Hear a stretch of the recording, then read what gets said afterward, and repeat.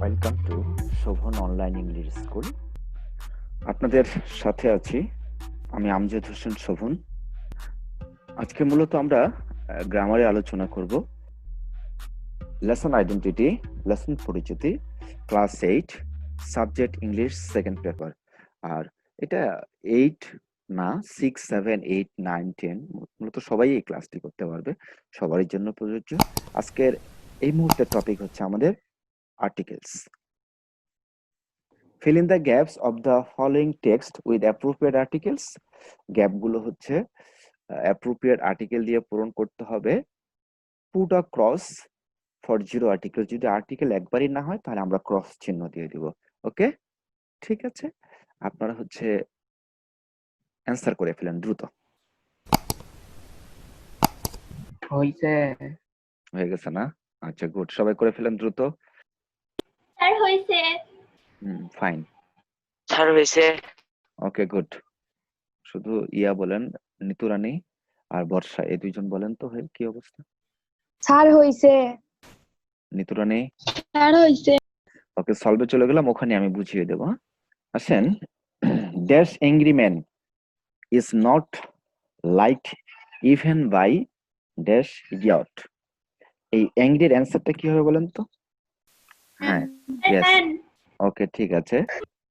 An angry man is not liked বলা হয়েছে একজন রাগান্বিত মানুষকে পছন্দ করা, ইভেন মানে এমনকি বাই ড্যাশ, এখানে কি বি নাম্বারের অ্যান্সারটি হচ্ছে আমাদের অ্যান, কারণ ইডিয়ট, নির্বোধ, বোকা, এই ধরনের মানুষও কিন্তু একজন অ্যাংরি মানুষকে পছন্দ করে না। There is difference between dash educated and dash uneducated. বলছে শিক্ষিত এবং অশিক্ষিতর মধ্যে পার্থক্য রয়েছে, তাই না? এখানে আমার সি নাম্বারের অ্যান্সার কি হবে তাসফিয়া বলো তো? এন। সি নাম্বার হচ্ছে এন, তাই না? এই যে এডুকেটেড বলা হয়েছে, তাসফিয়া আপনি আমাকে বলেন যে এডুকেটেড যে কোনো একজন এডুকেটেড কে বলা হয়েছে নাকি সমস্ত শিক্ষিত মানুষের কথা বলা হয়েছে? স্যার সবাইকে বোঝানো হয়েছে। ওকে, এখানে এডুকেটেড বলতে শুধু কি একটা মানুষকে বুঝিয়েছে নাকি সমস্ত শিক্ষিত মানুষগুলোকে বুঝিয়েছে? সুরাইয়া বলেন। স্যার সবাইকে বোঝানো হয়েছে। এখানে সমস্ত মানুষগুলোকে বুঝিয়েছে, তার মানে কি শিক্ষিত একটা জাতিকে বুঝিয়েছে। তাহলে আমরা জানি যে জাতির নামের পূর্বে কি বসে? দা। সুন্দর করে খেয়াল রাখবেন কিন্তু, জাতির নামের পূর্বে দা বসে। তাহলে আনএডুকেটেডটা কি? এটা অশিক্ষিত একটা জাতি না, বা একটা সম্প্রদায় যারা অশিক্ষিত। তাহলে আমরা কি করব? সি নাম্বারের অ্যান্সার যদি হয় আমাদের দা, তাহলে ডি নাম্বারের অ্যান্সার কি হবে? দা। দা, fine, okay. Again there is difference between, পুনরায় পার্থক্য রয়েছে ধনী এবং গরিবের।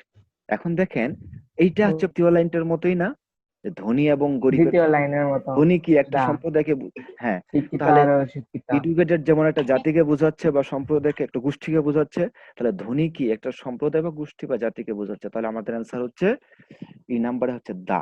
এফ নাম্বারের অ্যান্সারটি হচ্ছে তাহলে কি হবে? দা। ওকে, গুড, দা হবে।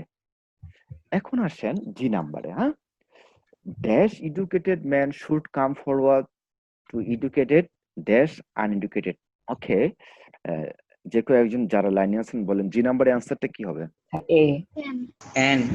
এন হবে। ও, বাবা, এন। ই আছে না, একজন শিক্ষিত মানুষের উচিত, একজন শিক্ষিত মানুষের উচিত কাম ফরওয়ার্ড টু এডুকেট, এগিয়ে আসা, টু এডুকেট শিখাতে একজন কি মানুষকে? অশিক্ষিত মানুষকে। মানে একজন অশিক্ষিত মানুষকে শেখানোর জন্য একজন শিক্ষিত মানুষকে কি করা উচিত? এগিয়ে আসা উচিত। Okay, on the other hand, অন্যদিকে dash rich man should have sympathy for dash poor. দেখেন এখানকার লাইনগুলো কিন্তু অনেক সুন্দর সুন্দর লাইন, এবং প্রত্যেকটা লাইনের একটা মিলও রয়েছে, তাই না? অনেক ভালো লাগছে না দেখতে বা বুঝতে? মানে আমাদের অ্যান্সার কি হবে? তাসফিয়া কি লিখেছেন আই নম্বরে বলেন তো? দা। ওকে, দা লিখেছেন, আমরা দেখে নেই। বলছে অন দ্য আদার হ্যান্ড, অন্যদিকে বা পক্ষান্তরে, আর রিচ ম্যান শুড হ্যাভ, একজন ধনী মানুষকে হ্যাভ সিম্পেথি, থাকা উচিত। সিম্পেথি মানে হচ্ছে সমবেদনা, ঠিক আছে, বা মানুষের প্রতি হচ্ছে দয়া মায়া। ফর, যেহেতু একজনের কথা বলেছে, তাহলে একজন মানুষের থাকা উচিত সমবেদনা ফর, কি হবে Tasfia? K for a poor man. Okay, good, all done. প্রথমে এই লিখছিলাম, পরে দাদি। তা দিয়ে দিচ্ছেন না? আচ্ছা, ঠিক আছে, সমস্যা নাই।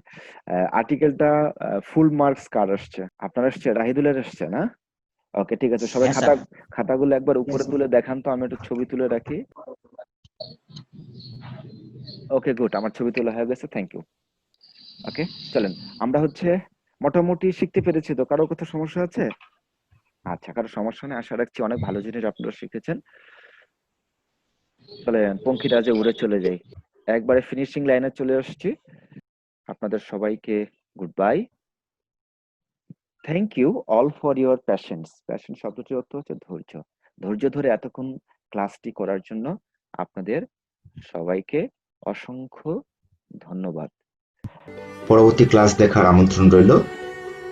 ভিডিওটি ভালো লেগে থাকলে আমার চ্যানেলটি অবশ্যই সাবস্ক্রাইব করবেন এবং পাশে থাকা বেল আইকনটি প্রেস করে দেবেন, যাতে নতুন ভিডিও আপলোড করা মাত্রই আপনাদের কাছে পৌঁছে যায়। এতক্ষণ ভিডিওটি দেখার জন্য আপনাদের অসংখ্য ধন্যবাদ। ভালো থাকবেন, সুস্থ থাকবেন।